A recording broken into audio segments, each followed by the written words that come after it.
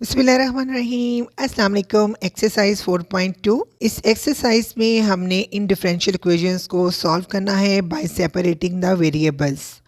आपको याद होगा एक्सरसाइज 4.1 में क्वेश्चन नंबर 2 में इस तरह से फंक्शन दिए गए थे और उनमें से हमें आर्बिट्रेरी कांस्टेंट को रिमूव करने का कहा गया था। तो फर्स्ट डेरिवेटिव लिया तो हमारे पास m आ गया था, सेकंड डेरिवेटिव लिया तो हमारे पास 0 आ गया था। तो हमने कहा था कि हमारे पास ये डिफरेंशियल इक्वेशन आ चुकी है। अब हमने रिवर्स प्रोसेस करना है, यानी कि हमारे पास डिफरेंशियल इक्वेशंस हैं और हमने इनको ओरिजिनल फंक्शन में कन्वर्ट करना है। जैसे यहाँ पर ये y डबल डेरिवेटिव 0 का ओरिजिनल फंक्शन ये है, उसी तरह से हमने चेक करना है ये जो गिवन डिफरेंशियल इक्वेशंस हैं इनके ओरिजिनल फंक्शन कौन से हैं। Now question number 1। अब जिन बच्चों ने तो चैप्टर नंबर 3 बहुत अच्छे से किया है उनके लिए ये एक्सरसाइज बहुत आसान होने वाली है। अब ये देखें, ये फर्स्ट ऑर्डर डिफरेंशियल इक्वेशन है, यानी कि इसमें डेरिवेटिव जो है वो फर्स्ट ऑर्डर डेरिवेटिव है। तो इस डिफरेंशियल इक्वेशन की हम सिर्फ एक ही दफ़ा इंटीग्रेशन करेंगे और हमें ओरिजिनल फंक्शन मिल जाएगा। अब क्योंकि हमने इंटीग्रेशन करनी है बाय सेपरेटिंग द वेरिएबल्स, तो इसका मतलब ये है कि हमें डी वाई के साथ y वाली टर्म्स लिखनी है। अब यहाँ पर मैं dx को दूसरी तरफ ले जाती हूँ और dx के साथ x वाली टर्म्स लिखनी है, मगर इस डिफरेंशियल इक्वेशन में y वाली टर्म्स तो कोई भी नहीं है, तो मैं dy के साथ 1 लिख लेती हूँ। लेकिन इसमें x वाली टर्म है तो उसको मैं dx के साथ लिखूंगी, ठीक है, क्योंकि इसमें e की पावर जो है वो x की फॉर्म में है, इस वजह से मैं इस टर्म को dx के साथ लिखूंगी। अब हम इसकी इंटीग्रेशन करेंगे। माइनस साइन को इंटीग्रेशन साइन से पहले लिख लेती हूँ और e raise to power 3x denominator में है, उसको न्यूमरेटर में लाऊंगी तो उसकी पावर नेगेटिव हो जाएगी। अब यहाँ पे देखें 1 की इंटीग्रेशन करें विद रिस्पेक्ट टू y, तो यहाँ पे y आ जाएगा। अब यहाँ पे हम इसकी करेंगे इंटीग्रेशन। अगर हम सिंपल एक्सपोनेंशियल फंक्शन की इंटीग्रेशन करें तो एक्चुअली एक्सपोनेंशियल फंक्शन एक दफ़ा तो एज इट इज़ आता है, मगर उसकी पावर में x के साथ जो कोफिशिएंट होता है वो डिनोमिनेटर में आता है।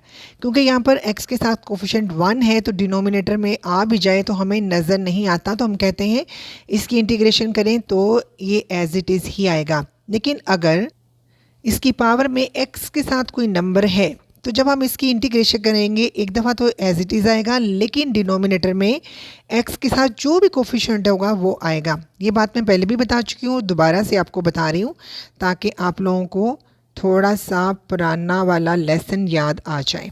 अब इसकी पावर में -3 है तो हम डिनोमिनेटर में -3 ले आएंगे और साथ हम एक कॉन्स्टेंट ऐड करेंगे। अब ये देखें माइनस माइनस से कैंसिल हो जाएगा तो हमारे पास ये वाला सॉल्यूशन आ जाएगा, यानी कि ये वो ओरिजिनल फंक्शन था जो हमने फाइंड आउट करना था। अब सेकंड क्वेश्चन। अब क्योंकि हमने इसकी भी इंटीग्रेशन करनी है बाय सेपरेटिंग वेरिएबल्स, dx को दूसरी तरफ ले जाते हैं। अब ये देखिए ये y है तो इसका रिलेशन dy के साथ है, यहाँ पे x है तो इसका रिलेशन dx के साथ है। तो हम dy के डिनोमिनेटर में y को ले आते हैं और dx के डिनोमिनेटर में x को ले आते हैं। अब यहाँ पर वेरिएबल्स सेपरेट हो चुके हैं। अब हम यहाँ पर करेंगे इंटीग्रेशन। 4 को इंटीग्रेशन साइन से पहले लिख लेते हैं और फिर हम इसको इस तरह लिखेंगे। आपको पता है 1/x की इंटीग्रेशन करें तो हमारे पास log x आता है, साथ कांस्टेंट भी ऐड होगा। यहाँ पे 1/y की इंटीग्रेशन करें तो log y आएगा। यहाँ पर देखिए log x के कोफिशिएंट के तौर पर 4 आया हुआ है और log की प्रॉपर्टी है कि log के साथ कोई भी नंबर एज ए कोफिशिएंट आए तो वो उसकी पावर में आ जाता है, यानी कि यहाँ पे आ जाता है। तो फिर हम यहाँ पे इसको 4 ऐसे लिख लेते हैं। अब यहाँ पे दोनों टर्म्स log की हैं, log को रिमूव करना आसान हो जाएगा अगर हम कांस्टेंट के साथ भी log लिख लें। देखिए कांस्टेंट कोई भी नंबर हो सकता है, अगर हम उसके साथ log लिख भी लें तो उससे फ़र्क नहीं पड़ेगा, वो तब भी कांस्टेंट ही रहेगा। तो फिर मैं कांस्टेंट के साथ भी log लिख लेती हूँ। अब आपको इस प्रॉपर्टी का भी पता होगा, जब 2 फंक्शंस हों log के और वो ऐड हो रहे हों तो उनको हम कंबाइन इस तरह भी लिख सकते हैं। log को 1 टाइम लिख लें और जो भी साथ उनकी वैल्यूज़ हैं उनको मल्टीप्लाई कर दें, तो हम इस तरह लिखेंगे cx रेज़ टू पावर 4। यहाँ पर दोनों तरफ लॉग आ चुका है। इसको ख़त्म करने के लिए और ओरिजिनल फंक्शन को फाइंड आउट करने के लिए हम दोनों तरफ एक्सपोनेंशियल लेंगे, क्योंकि आपको पता है कि लॉग और ई वो एक दूसरे के इन्वर्स हैं, वो एक दूसरे को कैंसिल करते हैं। So by taking exponential on both side, log और ई आपस में कैंसिल हो गए हैं। तो ये हमारे पास ओरिजिनल फंक्शन यानी कि हमारे पास आंसर आ चुका है। आई होप आपको ये पार्ट भी समझ आ गया होगा इंशाल्लाह ताला। नंबर 3, इसमें भी हमने इसको सॉल्व करना है बाय सेपरेटिंग वेरिएबल्स। तो y3 का जो रिलेशन है वो dy के साथ है, तो y3 इसके साथ आ जाएगा और dx जो है वो इस साइड पर आ जाएगा। यहाँ पर वेरिएबल सेपरेट हो चुके हैं। अब हम इंटीग्रेशन करते हैं। ये डिनोमिनेटर में इसको न्यूमरेटर में लेके जाते हैं और इसको भी न्यूमरेटर में लेके जाते हैं। न्यूमरेटर में लेके जाएंगे तो इनकी पावर जो है वो नेगेटिव में कन्वर्ट हो जाएंगी। अब इनको हम सॉल्व करेंगे बाय यूजिंग पावर रूल। और इंटीग्रेशन में पावर रूल का इस्तेमाल कैसे किया जाता है आपको पता ही है।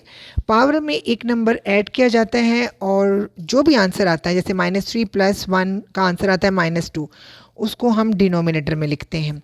और यहाँ पर भी हम पावर रूल का इस्तेमाल करेंगे, -2 में 1 को ऐड करेंगे और इसको सॉल्व करें तो हमारे पास वैल्यू आती है -1, तो उसको हम डिनोमिनेटर में लिखेंगे प्लस कांस्टेंट। कुछ बच्चे इस तरह करते हैं कि इस तरह पावर में एक नंबर ऐड किया तो उसको इसी तरह से डिनोमिनेटर में लिख लेते हैं, और इस तरह से यहाँ पर भी पावर में एक नंबर ऐड किया तो उसको उसी तरह से डिनोमिनेटर में लिख लेते हैं। ये एक ही बात है, इसमें कोई फ़र्क नहीं है। सिंप्लीफाई करने के बाद फिर ये वैल्यूज़ आ जाएंगी। सो y की पावर -2 और यहाँ पे -x की पावर -1 + c। y को पॉजिटिव करना है तो उसको डिनोमिनेटर में ले जाएं तो इसकी पावर पॉजिटिव हो जाएगी। इसको भी, इसकी पावर को भी पॉजिटिव करना है तो उसको डिनोमिनेटर में ले जाएं।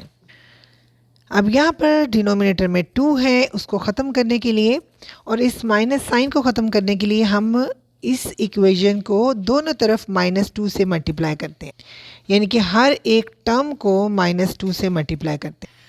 तो यहाँ पे ये 2 और माइनस कैंसिल हो जाएंगे। यहाँ पे ये भी माइनस माइनस से कट जाएगा, 2/x और यहाँ पे आ जाएगा 2c। अब यहाँ पे क्योंकि ये 2c भी एक कांस्टेंट है तो इस कांस्टेंट को हम एक और नाम दे सकते हैं c1, लेकिन क्योंकि आखिर पे बेहतर है कि हम c में ही शो करें, ठीक है, एक कांस्टेंट को ओवरऑल c से शो करें। तो अगर हम इसका नाम c1 रख दें तो आखिर पे हम लिखेंगे -2c1 = c। तो अब यहाँ पर हम इसकी जगह पर c लिख लेते हैं, क्योंकि कांस्टेंट के साथ कोई नंबर मल्टीप्लाई हो, या कांस्टेंट के साथ लॉग लिखा हो, e लिखा हो, कुछ भी लिखा हो, वो कांस्टेंट ही रहता है। उसको बस हमने सिंबलाइज करना होता है कि ये कांस्टेंट है, तो हम इसको एक और कांस्टेंट की फॉर्म में लिख सकते हैं। अब हम यहाँ पर इसकी जगह पर +c लिख देते हैं। और अगर एग्जामिनेशन में भी आप सॉल्व कर रहे हो तो बेशक एक जगह पर आप इस तरह से इसको हाईलाइट कर दें ताकि पेपर चेकर को आइडिया हो जाए कि आपने इस कांस्टेंट को कंबाइन करके इस c में कन्वर्ट कर दिया है। तो this is the final solution. यही हमारी ओरिजिनल वो इक्वेशन थी जिसको हमने फाइंड आउट करना था। नो क्वेश्चन नंबर 4, आप सोच रहे होंगे कि इसमें वेरिएबल को कैसे सेपरेट करें, क्योंकि e की पावर में x भी आ गया है, y भी आ गया है, ये तो कंबाइन हो चुका है। लेकिन ऐसा नहीं है, ये बहुत ही आसान सा क्वेश्चन है। जैसे आपको पता है कि अगर आपके पास इस तरह 2 टर्म्स हो, मल्टीप्लाई हो रही हो और उनकी बेस सेम हो तो उनकी पावर को आप ऐड करते हैं, यानी बेस को एक दफ़ा लिखते हैं और पावर को आप ऐड कर लेते हैं, चाहे पावर किसी नंबर में हो या पावर में कोई और वैल्यू दी गई हो। इसी तरह का ये वाला क्वेश्चन भी है, इसमें पावर ऐड है तो हमने इसको सेपरेट करना है। तो अब एक दफ़ा हम ई के साथ इसको लिखेंगे और दरमियान में मल्टीप्लिकेशन साइन लगाएंगे, फिर दूसरी दफ़ा ई के साथ इसको लिखेंगे। ठीक है, याद रखें इनके दरमियान में ये डॉट का साइन आपने ज़रूर लगाना है, इसका मतलब है ये दोनों अप टर्म्स आपस में मल्टीप्लाई हो रही हैं। याद रखें पावर रूल में बेसिस हमेशा आपस में मल्टीप्लाई हो रही होती है। कुछ बच्चे यहाँ पर आकर गलती कर देते हैं, कोई और साइन प्लस माइनस का लगा देते हैं, तो ये नहीं करना। यहाँ पे डॉट यानी कि मल्टीप्लिकेशन साइन आएगा। अब हम वेरिएबल्स को ईजिली सेपरेट कर सकते हैं। e की 3y इस साइड पर आएगा और डिनोमिनेटर में आएगा, और dx को हम इस साइड पर लेकर आएंगे। अब इसको हम न्यूमिनेटर में लेके जाएंगे तो इसकी जो पावर है वो नेगेटिव में कन्वर्ट हो जाएगी। अब दोनों तरफ इंटीग्रेशन साइन लगाएंगे। सबसे पहले इसकी इंटीग्रेशन करेंगे एक दफ़ा, तो ये एज इट इज़ आएगा और डिनोमिनेटर में आएगा ये -3, और इसकी इंटीग्रेशन करेंगे e⁻²x, तो एज इट इज़ आएगा लेकिन डिनोमिनेटर में आएगा 2, जैसे मैं पहले आपको बता चुकी हूँ। अब नेक्स्ट स्टेप में इसको हम डिनोमिनेटर में ले जाएंगे, तो इसकी पावर जो है वो पॉजिटिव में कन्वर्ट हो जाएगी। अब अगर हम इस टर्म को इस साइड पर ले जाएं, तो जो आंसर आपकी बुक में है वो वाला आंसर आ जाएगा। आई होप आपको ये क्वेश्चन भी समझ आ गया होगा इंशाल्लाह ताला। नो, क्वेश्चन नंबर 5, ये भी बहुत इंटरेस्टिंग क्वेश्चन है, इम्पॉर्टेंट भी है। अब सबसे पहले हम इसके वेरिएबल्स को सेपरेट करते हैं, यानी कि y वाली टर्म्स को dy की तरफ लेके जाते हैं और यहाँ पर dx को इधर x वाली टर्म्स की तरफ ले आते हैं। y इसके दूसरी तरफ जाएगा तो डिनोमिनेटर में आएगा, और यहाँ पर ये टर्म तो एज इट इज़ रहेगी, और जब dx इस साइड पर आएगा तो यहाँ पर इसके साथ लिखा जाएगा। अब यहाँ पे देखें, ये जो टर्म हमारे पास आई है ये इम्प्रॉपर फ्रैक्शन की फॉर्म में है। इम्प्रॉपर फ्रैक्शन में क्या होता है कि जब भी न्यूमरेटर में मौजूद वेरिएबल की पावर डिनोमिनेटर में मौजूद वेरिएबल की पावर से बड़ी हो तो उसको इम्प्रॉपर फ्रैक्शन कहते हैं, जैसे कि आपने छोटी क्लासेस में भी पढ़ा होगा। यानी कि इस तरह की टर्म्स को इम्प्रॉपर फ्रैक्शन कहा जाता है।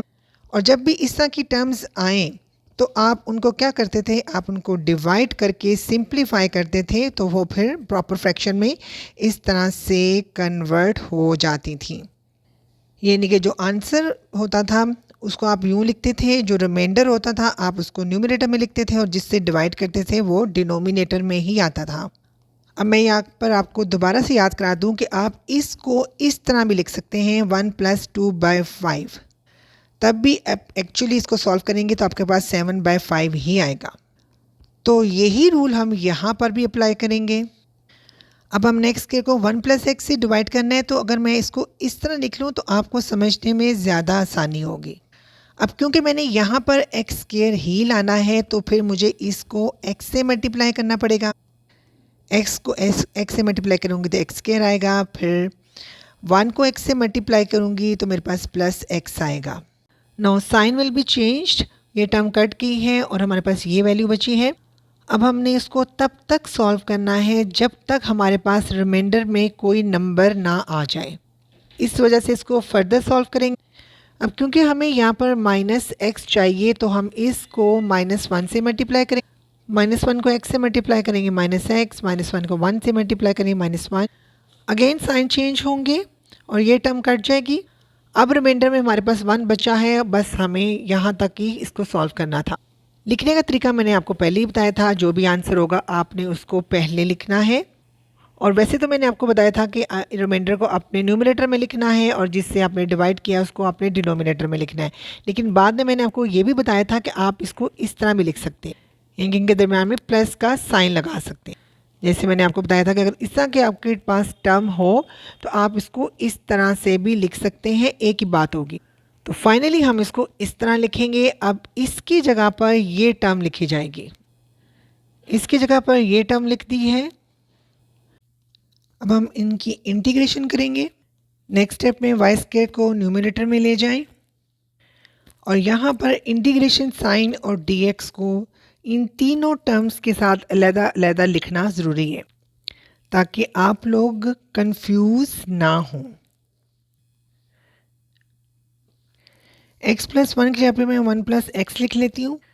यहाँ पे पावर लॉ का इस्तेमाल होगा, इसकी पावर भी 1 है, यहाँ भी पावर लॉ का इस्तेमाल होगा, 1 ऐड करेंगे और डिनोमिनेटर में भी वही पावर लिखेंगे। 1 की इंटीग्रेशन करेंगे विद रिस्पेक्ट टू x, तो यहाँ पर x आएगा। चैप्टर नंबर 3 में इस तरह की इंटीग्रेशन आपने बहुत दफ़ा की है, यानी कि कोई फंक्शन डिनोमिनेटर में हो और उसका डेरिवेटिव न्यूमरेटर में हो, तो इस रूल के तहत डिनोमिनेटर में मौजूद फंक्शन के साथ आप लॉग लिखेंगे। ठीक है, ये चीज़ मैंने आपको बहुत अच्छी तरह से चैप्टर नंबर 3 में समझाई है। यहाँ भी डिनोमिनेटर में फंक्शन है 1 + x और इसका डेरिवेटिव न्यूमरेटर में मौजूद है जो कि 1 है, क्योंकि 1 का डेरिवेटिव ले तो 0 आता है, x का डेरिवेटिव ले तो 1 आता है। फाइनली ये 1 ही आता है, तो इसका मतलब 1 ऑलरेडी न्यूमरेटर में मौजूद है। तो फिर इसको हम कन्वर्ट करेंगे, लॉग लिखेंगे और डिनोमिनेटर में जो फंक्शन मौजूद है वो साथ लिखेंगे according to this formula. Simplify कर लें तो ये वैल्यू आती है, y को डिनोमिनेटर में ले जाएं तो y की पावर पॉजिटिव हो जाएगी। यहाँ आपको समझाते समझाते कांस्टेंट तो मैं डालना ही भूल गई हूँ, तो कांस्टेंट आपने इसमें ऐड करना नहीं भूलना। जब भी आप इंटीग्रेशन कर लेंगे तो उसमें आपने कांस्टेंट ज़रूर ऐड करना है। ये टर्म यहाँ पर नेगेटिव है तो बेहतर है इसको भी इस साइड पर ले आएँ ताकि ये पॉजिटिव हो जाए। तो इसको हम इस साइड पर लाएंगे, ये पॉजिटिव हो जाएगी, इज़ इक्वल टू ज़ीरो, क्योंकि तमाम टर्म्स हम एक साइड पर ले आए हैं। तो ये अब ये जो क्वेश्चन नंबर 6, सबसे पहले हम वेरिएबल्स को सेपरेट करते हैं। यहाँ से हमने x+1 की टर्म को उठाया और दूसरी तरफ ले गए हैं। अब यहाँ पर वेरिएबल्स जो हैं वो सेपरेट हो चुके हैं।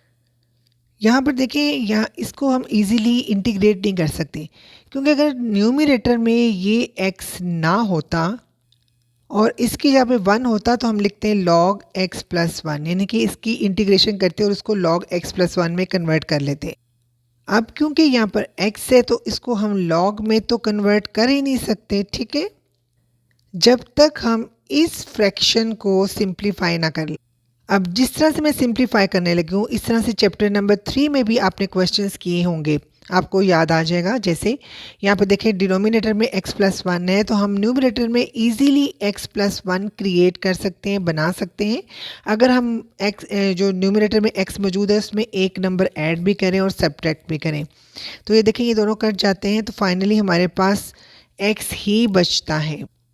अब इसका फ़ायदा क्या होगा, मैं इसको अलहदा कर देती हूँ और 1 अलहदा हो जाएगा।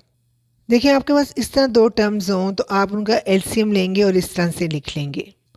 लेकिन अगर आपके पास इस तरह टर्म्स हों तो दोबारा से आप इनको इसमें कन्वर्ट कर सकते हैं। वही काम हम यहाँ पे करने जा रहे हैं।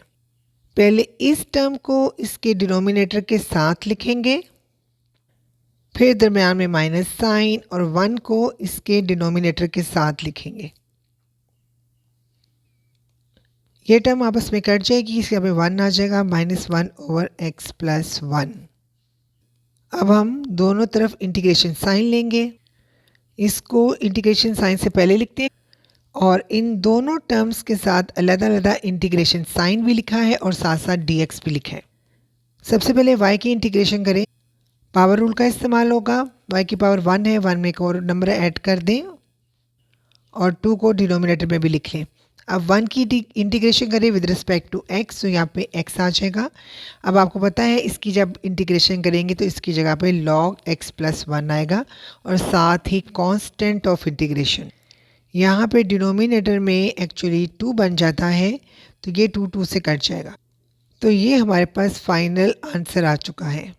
नो क्वेश्चन नंबर 7, इसमें हम इस टर्म को उठाकर दूसरी तरफ अगर ले जाएं तो हमारे पास इस तरह से वैल्यू आती है। अब क्योंकि वाई स्क्वायर साइन एक्स के साथ मल्टीप्लाई हो रहा है, तो वाई स्क्वायर को हम अगर इक्वालिटी की दूसरी तरफ ले जाएं, यहाँ पे वो मल्टीप्लाई हो रहा है, दूसरी तरफ जाकर वो डिनोमिनेटर में यहाँ चला जाएगा। तो हम लिखेंगे dy/y² और यहाँ पे रह जाएगा माइनस साइन एक्स, और इस dx को हम इक्वालिटी की इस साइड पर ले आएँ तो वो साइन एक्स के साथ मल्टीप्लाई हो जाएगा। वेरिएबल सेपरेट हो चुके हैं। वाई स्क्वायर को न्यूमरेटर में ले जाएं तो इसकी पावर नेगेटिव में कन्वर्ट हो जाती है। इंटीग्रेशन स्टार्ट करते हैं। सबसे पहले इसके ऊपर पावर रूल का इस्तेमाल करेंगे, is equal to minus sine x की इंटीग्रेशन करें तो ये कन्वर्ट होता है माइनस कॉस एक्स में, और प्लस कांस्टेंट। सिंप्लीफाई कर लें, माइनस माइनस y को न्यूमरेटर से उठाकर डिनोमिनेटर में ले जाएं तो इसकी पावर पॉजिटिव हो जाएगी। अगर y वाली टर्म को उठाकर दूसरी तरफ ले जाएं तो हम इस तरह से भी लिख सकते हैं, लेकिन आपकी बुक में उन्होंने ये माइनस यहाँ से ख़त्म कर दिया और इसको इक्वालिटी की दूसरी तरफ ले गए। उसका तरीका ये है कि अगर मैं दोनों तरफ माइनस साइन से मल्टीप्लाई कर दूँ तो मेरे पास ये टर्म तो पॉजिटिव हो जाएगी और ये दोनों टर्म्स जो हैं वो नेगेटिव हो जाएंगी। इसी तरह से आपकी बुक में आंसर दिया गया है। अब आप चाहें तो इस तरह आंसर लिख लें या चाहे इस तरह लिख लें, दोनों ही ठीक है। क्वेश्चन नंबर 8, इसमें यहाँ पर जो कॉट y वाली टर्म है ये dy के साथ रहेगी, लेकिन cos x वाली टर्म को हम यहाँ से उठाएंगे और इक्वालिटी की दूसरी तरफ ले जाएंगे। अब देखिए cos x यहाँ पर dy और cot y के साथ मल्टीप्लाई हो रहा है, दूसरी तरफ जाएगा तो वो डिवाइड हो जाएगा। इस तरह से, और बाकी वैल्यूज़ बच जाएंगी वो हमने यहाँ पर लिख लेनी है। यहाँ न्यूमरेटर में मौजूद हर एक टर्म को अलग-अलग cos x के साथ डिवाइड करते हैं, तो हमारे पास इस तरह से वैल्यूज़ आती हैं। ये टर्म कट जाएगी और ये tan x में कन्वर्ट हो, इसकी जगह पर 1 आ जाएगा। दोनों तरफ इंटीग्रेशन साइन लगाएंगे, इन दोनों टर्म्स के साथ अलग-अलग इंटीग्रेशन साइन भी लगाएंगे और dx भी लिखेंगे। tan x की इंटीग्रेशन करें तो log secant x आंसर आता है। 1 की इंटीग्रेशन करें विद रिस्पेक्ट टू x तो x आता है, और cot y की इंटीग्रेशन करें विद रिस्पेक्ट टू y तो log sin y आता है। यहाँ पे log secant x कैसे आया है, यहाँ पे log sin y कैसे आया है, ये सारी बातें हमने चैप्टर नंबर 3 में अच्छे से डिस्कस की हैं। आई होप आपने वहाँ पर समझ ली होंगी। ये क्वेश्चन भी सॉल्व हो गया है। Question number 9, solve the initial value problems. इस क्वेश्चन को एक्सप्लेन करने से पहले मैं आपको एक चीज़ बता दूं। आपकी बुक में पेज नंबर 126 पर general solution of differential equation के बारे में और particular solution of differential equation के बारे में बताया गया है। अभी तक जितने भी आपने क्वेश्चन सॉल्व किए हैं और उसमें जो आपने सॉल्यूशन फाइंड आउट किया है वो actually general solution of differential equation find out किया है। अब जैसे मैं इसको सॉल्व कर लूँ, इसकी इंटीग्रेशन करूँ, तो आफ्टर इंटीग्रेशन मेरे पास ये वैल्यू आएगी। इसमें c आर्बिट्रेरी कांस्टेंट है, यानी कि c की में वैल्यू मालूम नहीं है, इसकी डिफरेंट वैल्यूज पुट की जा सकती हैं। तो ऐसी सूरत में इसको हम general solution of differential equation कहेंगे। लेकिन अगर हमें c की वैल्यू मालूम हो जाए, फॉर एग्जांपल हमें मालूम हो जाए कि c की वैल्यू जो है वो 1 है, यानी कि कांस्टेंट यहाँ पर हमारे पास 1 आ चुका है, ये एक फिक्स्ड वैल्यू है, तो ऐसी सूरत में इस सॉल्यूशन को हम particular solution of differential equation कहेंगे। यानी कि आसान वर्ड्स में समझ लें, particular solution of differential equation एक ऐसा सॉल्यूशन होता है जिसमें कांस्टेंट की वैल्यू फिक्स्ड होती है। तो एक्चुअली हमने क्वेश्चन नंबर 9 के बाद जितने भी क्वेश्चन सॉल्व करने हैं उसमें हमने particular solution of differential equation he find out करने हैं। तो क्वेश्चन आपको इस तरह भी आ सकता है, solve the initial value problems, और इस तरह से भी आ सकता है, find the particular solution of differential equation. सबसे पहले dx को cos x के साथ लिखेंगे। इन तमाम क्वेश्चंस में आपने वेरिएबल्स को सेपरेट करना ही करना है। अब dy का हम इंटीग्रेशन करेंगे तो y आएगा, इसकी इंटीग्रेशन करेंगे sin x आएगा प्लस c। अब एक्चुअली ये हमारे पास जनरल इक्वेशन आ चुकी है, जनरल सॉल्यूशन तो आ चुका है, मगर अब हम इन कंडीशंस को अप्लाई करके पर्टिकुलर सॉल्यूशन फाइंड आउट करेंगे, वही एक्चुअली हमें चाहिए। इक्वेशन 1 में x की जगह पे 0 और y की जगह पे 1 पुट करने से हमारे पास क्या वैल्यू आएगी। साइन 0 की वैल्यू है 0 प्लस c, तो c की वैल्यू 1 आ चुकी है। अब इस c की वैल्यू को दोबारा हम इक्वेशन नंबर 1 में पुट करेंगे। c की जगह पर हमने 1 लिख लिया। अब यहाँ पे एक इम्पॉर्टेंट बात समझ लीजिए, इनिशियल वैल्यू प्रॉब्लम वो वाली प्रॉब्लम्स होती हैं जिसमें इनिशियल कंडीशन दी गई होती है, जैसे x की वैल्यू दी गई है 0 और y की वैल्यू दी गई है 1। अब जब हम इन इनिशियल वैल्यू प्रॉब्लम्स को सॉल्व करते हैं तो हमारे पास इस तरह से particular solution of differential equation आ जाता है। अब ये फाइनली हमारे पास particular solution of differential equation आ चुका है। आई होप आपको हर चीज़ क्लियर हो चुकी होगी इंशाल्लाह ताला। क्वेश्चन नंबर 10, अब हमें सेकंड डिफरेंशियल इक्वेशन दी गई है और इनिशियल कंडीशन ये है कि जब x की वैल्यू 0 होगी तो y की वैल्यू 2 होगी। सबसे पहले तो उसको सॉल्व करते हैं, dx को दूसरी तरफ लेके जाते हैं। अगर मैं इस 2 को इधर ले आऊँ तो ये कट डाउन हो सकता है यहाँ पर। अब यहाँ पर हम इंटीग्रेशन स्टार्ट करते हैं, ये 2 कांस्टेंट है, इसको स्टार्ट में ले जाते हैं और फिर इंटीग्रेशन साइन लगाते हैं।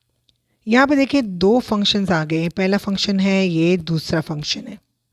आपको याद होगा चैप्टर नंबर 3 में मैंने आपको एक रूल सिखाया था, आइलेट रूल के मुताबिक अलजेब्राइक फंक्शन पहले आता है और एक्सपोनेंशियल फंक्शन बाद में आता है, इसलिए अलजेब्राइक फंक्शन को आप फर्स्ट फंक्शन के तौर पर लेंगे और ये जो एक्सपोनेंशियल फंक्शन है इसको आप सेकंड फंक्शन के तौर पर लेंगे। इंटीग्रेशन में जब 2 फंक्शंस मल्टीप्लाई हो रहे हों तो ये वाला फार्मूला अप्लाई होता है। आई होप आपको याद होगा। अब इंटीग्रेशन स्टार्ट करने से पहले इस 2 को अगर हम दूसरी तरफ ले जाएं तो क्वेश्चन थोड़ा सा और इजी हो जाएगा। सबसे पहले हम डी वाई की इंटीग्रेशन करते हैं, तो यहाँ पर वाई आता है और साथ ही आएगा 1/2 इनके y/2। अब सब कुछ मैंने आपको एक्सप्लेन कर दिया है, बस हम इस फार्मूला को देखते जाएंगे और इंटीग्रेशन करते जाएंगे। According to this formula first function as it is रहेगा, यानी कि x तो एज इट इज़ रहेगा, सेकेंड फंक्शन की इंटीग्रेशन हो, फिर माइनस साइन लगेगा, इंटीग्रेशन साइन लगेगा, फिर ब्रैकेट लगेगी। फर्स्ट फंक्शन का लिया जाएगा डेरिवेटिव और फिर मल्टीप्लाई किया जाएगा सेकेंड फंक्शन की इंटीग्रेशन के साथ। ये x एज इट इज़ आएगा, इसकी इंटीग्रेशन करेंगे तो हमारे पास e⁻⁻x/-1 आएगा। x का डेरिवेटिव लें विद रिस्पेक्ट टू x तो 1 आएगा। e⁻⁻x की इंटीग्रेशन करें तो अगेन e⁻⁻x/-1 आएगा। सिंप्लीफाई करें और अब हम ब्रैकेट के अंदर जो वैल्यूज़ हैं वो इनको सिंप्लीफाई करेंगे, क्योंकि जो भी इसके अंदर ऑपरेशन थे वो हमने कर लिए हैं। तो हमारे पास वैल्यू आती है -e⁻⁻x। इस माइनस को बाहर ले जाएं और अब हम दोबारा से इंटीग्रेशन करेंगे इसकी, फिर वही जवाब आएगा e⁻⁻x/-1 प्लस c। अब एक्चुअली ये तमाम वैल्यूज़ किसके इक्वल हैं? y/2 के इक्वल हैं। 2 को अगर हम दोबारा से इस साइड पर भी ला सकते हैं, लेकिन ना भी लाएं तो कोई फ़र्क नहीं पड़ता। अब ये माइनस इस प्लस को माइनस में कन्वर्ट कर देगा, तो मैं यहाँ पर ही सिंप्लीफाई कर देती हूँ। अब इनिशियल कंडीशंस देखें तो इसमें x की वैल्यू 0 दी गई है और y की वैल्यू 2 दी गई है। इक्वेशन 1 में ये वैल्यूज़ पुट करें, y की जगह पर 2 और जहाँ जहाँ e है, जहाँ जहाँ x है उसकी जगह पर हमने 0 0 पुट कर दिए। 2 2 से कट गया, ये टर्म भी 0 हो गई।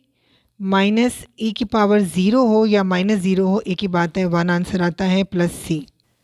मेरे पास यहाँ पर c की वैल्यू जो है वो 2 आ रही है, क्योंकि इस -1 को दूसरी तरफ ले जाएं तो फाइनली c की वैल्यू 2 आ रही है। अब यहाँ पे एक बात याद रखें, कुछ बच्चे जो पहले ही 2 को दूसरी तरफ ले जाएंगे और 2 को इससे मल्टीप्लाई कर देंगे, जब वो इस इक्वेशन में x की वैल्यू 0 और y की वैल्यू 2 पुट करेंगे तो उनके पास c का आंसर आएगा 4। ठीक है, परेशान होने की ज़रूरत नहीं। दोनों सूरतों में आपके पास जो फाइनल इक्वेशन आएगी ना वो बिल्कुल ठीक आएगी और सेम आएगी। मेरे पास c की वैल्यू जो है वो 2 आई है, तो मैं इस c की वैल्यू को इस इक्वेशन नंबर 1 में ही पुट करूँगी, क्योंकि इसी में मैंने x की वैल्यू 0 और y की वैल्यू 2 पुट की थी। अब जब मैं इस 2 को इक्वालिटी की दूसरी तरफ लाऊंगी तो 2 इन तमाम टर्म्स के साथ मल्टीप्लाई हो जाएगा। अब इस 2 को हर एक टर्म के साथ 1 बाय 1 मल्टीप्लाई करने से मेरे पास जो पर्टिकुलर सॉल्यूशन आ रहा है वो यही आ रहा है और यही बुक में दिया हुआ है। क्वेश्चन नंबर 11 हमें ये डिफरेंशियल इक्वेशन दी गई है और ये इनिशियल वैल्यूज़। सबसे पहले इस टर्म को हम इक्वालिटी की दूसरी साइड पर लेके जाते हैं, क्योंकि हमने वेरिएबल्स को सेपरेट करना है। तो y को यहाँ पर डिनोमिनेटर में ले आएंगे और dx को यहाँ दूसरी तरफ ले जाएंगे, इस वाली x वाली टर्म्स के साथ लिखेंगे। इस ब्रैकेट में न्यूमरेटर में 2 टर्म्स हैं, अगर हम इन दोनों टर्म्स को इसके डिनोमिनेटर x के साथ 1 बाय 1 लिखें तो इस तरह हम इसको सिंप्लीफाई कर सकते हैं। ब्रैकेट के अंदर सिंप्लीफाई होकर हमारे पास ये वैल्यूज़ रह जाएंगी। ब्रैकेट ओपन करें तो इस तरह से हमारे पास टर्म्स आएंगी। अब हम इनकी इंटीग्रेशन करेंगे। यहाँ पर हम इन दोनों टर्म्स के साथ इंटीग्रेशन साइन भी लगाते हैं और dx भी, ताकि आपको समझने में आसानी हो। अब ये चीज़ देखें, जब हमारे पास इस तरह से वैल्यू होती है तो हम उसको log x में कन्वर्ट करते हैं, और जब x की बजाय y हो और उसकी इंटीग्रेशन हम विद रिस्पेक्ट टू y ही कर रहे हों तो उसको भी हम log y में ही कन्वर्ट करेंगे। ठीक है, आपको समझ आ गई होगी। इसकी जगह पर हम log y लिखेंगे और यहाँ पर इसकी जगह पर हम log x लिखेंगे। 1 की इंटीग्रेशन करें विद रिस्पेक्ट टू x तो यहाँ पे x आएगा प्लस c। अब यहाँ पर ये दोनों टर्म्स log वाली हैं तो इनको हम इकट्ठा कर लेते हैं, इस टर्म को इस साइड पर ले जाते हैं। log की 2 टर्म्स हो ऐड हो रही हो तो हम इकट्ठा करके उनको इस तरह से लिख सकते हैं। आपको ये लॉग के रूल्स तो आते ही होंगे। Is equal to minus x plus c. ये हमारे पास इक्वेशन नंबर 1 आ चुकी है। अब यहाँ पर हम इनिशियल वैल्यूज़ पुट करके सी की वैल्यू फाइंड आउट करेंगे। एक्स की value according to the condition of question 1 है और y की value according to the condition of question वो भी 1 है। x की जगह पे 1, y की जगह पे भी 1, सो 1 मल्टीप्लाई 1 1 ही आएगा, तो यहाँ पर हम एक्चुअली 1 ही लिखेंगे। log 1 की वैल्यू 0 होती है, तो यहाँ से हमने c की वैल्यू फाइंड आउट की जो कि 1 आएगी। इस -1 को दूसरी तरफ ले जाएं, c की वैल्यू 1 आती है। c की इस वैल्यू को इक्वेशन नंबर 1 में पुट करते तो फाइनली हमारे पास ये ही सोल्यूशन आता है। आई होप आपको ये क्वेश्चन भी समझ आ गया होगा इंशाल्लाह ताला। Now question number 12। सबसे पहले हम इस टर्म को इक्वालिटी की दूसरी तरफ लेके जाते हैं। अब ये y वाली टर्म है, इसको dy के साथ अटैच करना है, dx को tan 2x के साथ अटैच करना है, यानी कि हम वेरिएबल्स को सेपरेट करने लगे। y दूसरी तरफ जाएगा तो डिनोमिनेटर में आएगा और यहाँ पर रह जाएगा tan 2x dx। So integration start करते हैं। इसको सॉल्व करेंगे तो हमारे पास वैल्यू आ जाएगी log y। tan 2x की इंटीग्रेशन को एक्सप्लेन करने के लिए मैं सबसे पहले आपको याद करा दूं कि सिंपल tan x की इंटीग्रेशन कैसे की जाती है। tan x को आप इस तरह भी लिख सकते हैं। इसके अलावा आपको ये वाला फार्मूला तो याद होगा जिसका मैं काफ़ी जिक्र करती हूँ कि अगर कोई फंक्शन डिनोमिनेटर में हो और उसका डेरिवेटिव न्यूमिनेटर में हो तो हम क्या करेंगे, हम डिनोमिनेटर वाले फंक्शन के साथ log लिख लेंगे। ठीक है, ऐसे ही है ना। तो tan x की जब हम इंटीग्रेशन करते हैं तो यही रूल अप्लाई करते हैं। अब देखें डिनोमिनेटर में cos x है। अब cos x का जो डेरिवेटिव होता है वो माइनस साइन एक्स होता है। न्यूमिनेटर में साइन एक्स मौजूद है, सिर्फ माइनस नहीं होता तो माइनस हम इस तरह से लगा लेते हैं, 2 माइनस साइन लगाएंगे, ऑब्वियसली माइनस को माइनस से मल्टीप्लाई करें तो प्लस में कन्वर्ट होता है। तो ये माइनस साइन एक्स जो है ये एक्चुअली cos x का डेरिवेटिव है जो कि न्यूमिनेटर में मौजूद है। तो अब हम इसको जब सॉल्व करेंगे तो log के साथ डिनोमिनेटर में मौजूद फंक्शन लिखेंगे जो कि एक्चुअली cos x है, तो हम लिखते हैं log cos x। तो इस तरह से हम tan x की इंटीग्रेशन करते हैं। अब देखें डिनोमिनेटर में ये वाला फंक्शन है cos 2x। अब cos 2x का डेरिवेटिव न्यूमिनेटर में होना चाहिए। cos 2x का डेरिवेटिव क्या बनता है, सबसे पहले तो cos का डेरिवेटिव लें तो ये साइन माइनस साइन में चेंज होता है, तो हम पहले लिखेंगे माइनस साइन 2x। इसके बाद क्योंकि एंगल भी है तो एंगल का अलग से डेरिवेटिव लेंगे तो 2 भी साथ आएगा, तो एक्चुअली इसका डेरिवेटिव लें तो हमारे पास -2 साइन 2x आता है। लेकिन न्यूमिनेटर में हमारे पास सिर्फ साइन 2x है, -2 नहीं है। माइनस का साइन भी है लेकिन 2 नहीं है, तो हम क्या करेंगे, इस माइनस को तो अंदर साथ ले जाएंगे, साथ 2 भी लिखेंगे और एक इस तरह से 2 डिनोमिनेटर में भी लिखेंगे, यानी कि इस चीज़ का हम अपने पास से इजाफा करेंगे। आपस में कैंसिल होंगे तो ऑब्वियसली इक्वेशन बैलेंस ही रहेगी। तो ये 2 और ये 2 अपने पास से लगाया, माइनस साइन ऑलरेडी मौजूद था। अब cos 2x का डेरिवेटिव -2 साइन 2x न्यूमिनेटर में मौजूद है, तो हम लिख सकते हैं इसकी जगह पर log cos 2x और यहाँ पे है 1/y, तो इसकी इंटीग्रेशन करें तो हमारे पास आता है log y प्लस सी। log की प्रॉपर्टी आपको मालूम है, कोई जो भी नंबर कोफिशिएंट में हो वो उसकी पावर में यहाँ आ जाता है। सो ये 1/2 पावर में आ जाएगा।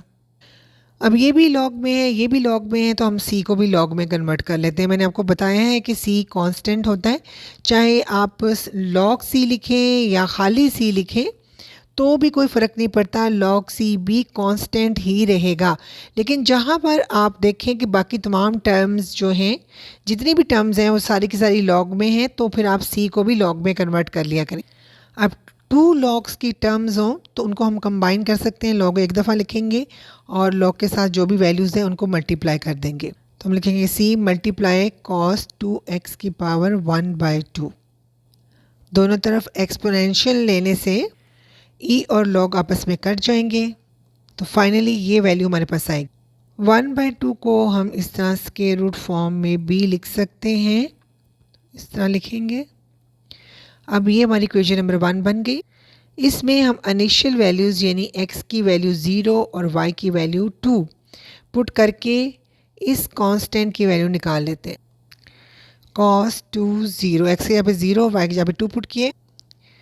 cos 2 0, 2 को 0 से मल्टीप्लाई करें तब भी 0 आएगा, तो cos 0 की वैल्यू 1 होती है। cos 0 degree is equal to 1।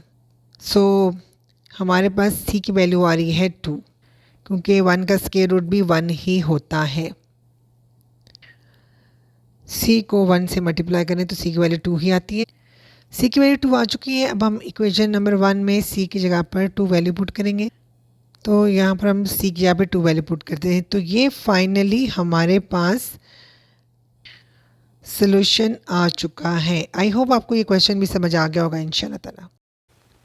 Question number 13, ये हमें इनिशियल वैल्यूज़ दी गई हैं, यानी कि x की वैल्यू 0 पर y की वैल्यू -2 होगी। अब यहाँ पर जो हमें डिफरेंशियल इक्वेशन दी गई है, इसकी हमने इंटीग्रेशन करनी है। तो सबसे पहले हम इसके वेरिएबल्स को सेपरेट करते हैं। इसके डिनोमिनेटर में ये वाली टर्म लेकर आते हैं और dx को दूसरी तरफ ले जाते हैं। इंटीग्रेशन, अब यहाँ पर हम 4 को 2 स्क्वायर की फॉर्म में लिख सकते हैं। चैप्टर नंबर 3 में आप लोगों ने ये वाला फार्मूला तो ज़रूर पढ़ा होगा। जब आपके पास इस तरह से टर्म हो और आपने उसकी इंटीग्रेशन करनी हो तो आप इस तरह से उसको tan इनवर्स की फॉर्म में कन्वर्ट करेंगे। बस फ़र्क ये है कि यहाँ पर इंटीग्रेशन हो रही है विद रिस्पेक्ट टू x और यहाँ पे इंटीग्रेशन हो रही है with respect to y। According to this formula हम यहाँ पे भी कांस्टेंट को पहले लिखेंगे जो कि है 2, तो साथ लिखेंगे tan इनवर्स y बाई 2। यहाँ पे 1 dx है, तो इंटीग्रेशन करें तो x आता है प्लस c। ये हमारी इक्वेशन नंबर 1 बन गई है। क्वेश्चन के अंदर जो वैल्यूज़ दिए हैं वो x इज इक्वल टू 0 है और y इज इक्वल टू -2 है। इन वैल्यूज़ को हम इक्वेशन नंबर 1 में पुट करते हैं। y की जगह पर हमने 2 पुट किया है, -2 पुट किया है और x की जगह पर हमने 0। tan इनवर्स -1 की वैल्यू आती है -π/4। अब यहाँ पे इशू ये है कि बुक वालों ने यहाँ पर 3π/4 की वैल्यू ली है। उसकी रीज़न ये है, अगर आप tan 3π/4 को सॉल्व करें तब भी आपके पास आंसर -1 ही आएगा। इस वजह से उन्होंने tan इनवर्स -1 को 3π/4 की इक्वल रखकर यहाँ पर 3π/4 की वैल्यू ली है। दोनों सूरतों में आंसर्स बिल्कुल ठीक समझा जाएगा, चाहे आप -π/4 वैल्यू ले लें चाहे आप 3π/4 वैल्यू ले लें। तो हम दोनों वैल्यूज़ ले लेते हैं। अगर हम 3π/4 ले लें तो c की वैल्यू आती है 3π/8। अगर हम -π/4 वैल्यू ले लें तो c की वैल्यू आती है -π/8। जनरल सोल्यूशन में c की वैल्यू आप चाहे -π/8 पुट कर दें तब भी आंसर ठीक समझा जाएगा, चाहे आप 3π/8 पुट कर दें c की जगह पर तब भी आंसर ठीक समझा जाएगा।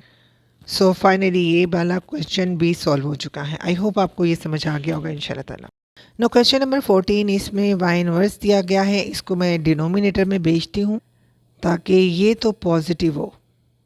अब क्योंकि हमने वेरिएबल्स सेपरेट करने हैं तो हम इसको दूसरी तरफ ले जाते हैं।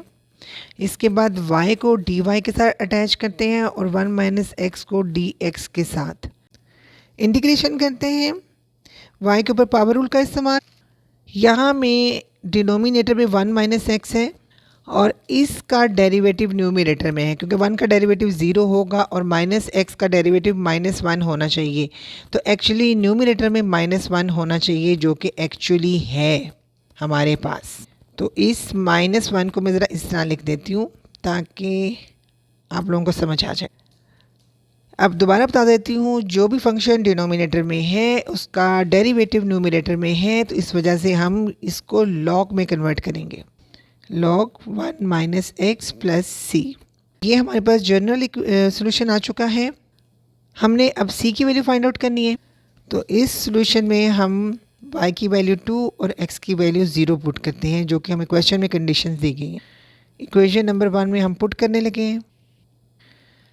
अब यहाँ पे आप देखें log 1 की वैल्यू 0 होती है, सो c की वैल्यू हमारे पास 2 आ चुकी है। अब फिर वही जनरल इक्वेशन में से c की वैल्यू हटाते हैं और इसकी जगह पर 2 लिखते हैं। तो ये हमारे पास पर्टिकुलर सॉल्यूशन आ चुका है, यही हमने फाइंड आउट करना था। आई होप आपको ये क्वेश्चन भी समझ आ गया होगा इंशाल्लाह ताला। क्वेश्चन नंबर 15, इस क्वेश्चन में वेरिएबल्स ऑलरेडी सेपरेट हुए हैं, डी वाई के साथ y की टर्म्स अटैच्ड हैं और डी एक्स के साथ x वाली टर्म्स अटैच्ड हैं। इंटीग्रेशन स्टार्ट करते हैं। दोनों टर्म्स के साथ अलग डी वाई और इंटीग्रेशन साइन लिख दिया और यहाँ भी सेपरेट कर दिया। इस पर पावर रूल का इस्तेमाल होगा। 1 की इंटीग्रेशन करें विद रिस्पेक्ट टू y और यहाँ पर देखें इसके ऊपर पावर रूल का इस्तेमाल होगा। ये 4 एज इट इज़, इसके ऊपर भी पावर रूल का इस्तेमाल होगा और ये 2 एज इट इज़। 1 की इंटीग्रेशन करें तो x आता है। अब नेक्स्ट स्टेप में सिंप्लीफाई करते हैं फर्दर सिंप्लीफाई किया है तो हमारे पास फाइनली ये जनरल सॉल्यूशन आ चुका है। c की वैल्यू फाइंड आउट करने के लिए इनिशियल कंडीशन अप्लाई करेंगे। y की वैल्यू -1 है और x की वैल्यू 0। फाइनली सॉल्व किया है तो हमारे पास c की वैल्यू 3 आ गई है। अब उस जनरल सॉल्यूशन में c की वैल्यू हम 3 पुट करते हैं तो हमारे पास पर्टिकुलर सॉल्यूशन आ चुका है। यही हमने फाइंड आउट करना था। आई होप आपको ये एक्सरसाइज बहुत अच्छी लगी होगी। अपना बहुत सारा ख्याल रखें। Take care. अल्लाह हाफिज़।